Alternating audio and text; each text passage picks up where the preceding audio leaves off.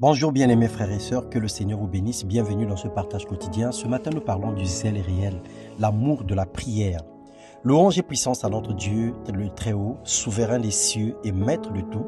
Il est l'incomparable, le puissant sauveur et le Dieu de grâce. Nous venons témoigner notre reconnaissance pour sa divine bonté et sa faveur au milieu de nous.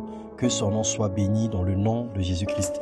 Le livre de Romains, le chapitre 12, les versets 11 et 12, la Bible déclare « Ayez du zèle et non de la paresse.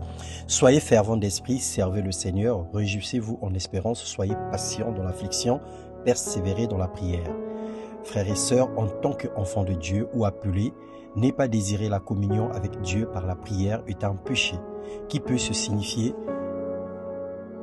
le manque d'amour pour le Créateur ou pour son Seigneur.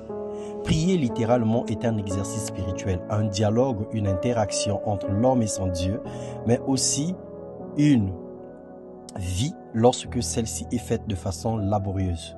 Cet échange est très bénéfique et productif pour nous.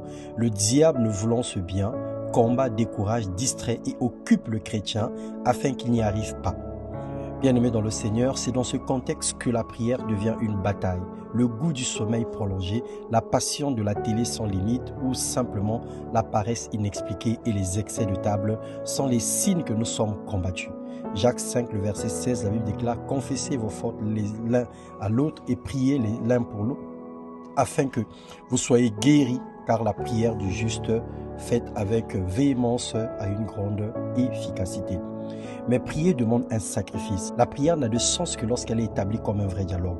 Lorsque celui-ci vient pour parler à Dieu, s'approche avec respect, ardent désir de communiquer et la forte envie de le rencontrer.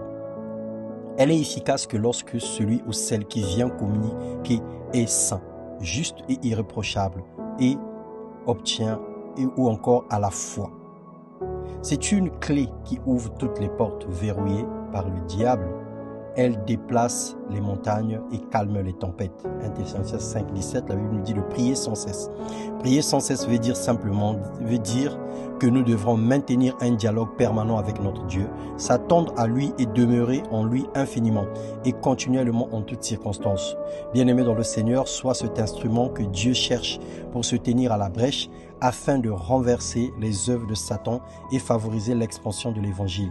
Qu'une pluie de grâce et de bénédiction vienne sur toi et sur ta famille, que le Seigneur puisse faire de toi un véritable char de guerre, un véritable instrument d'intercession et de prière dans le nom de Jésus-Christ.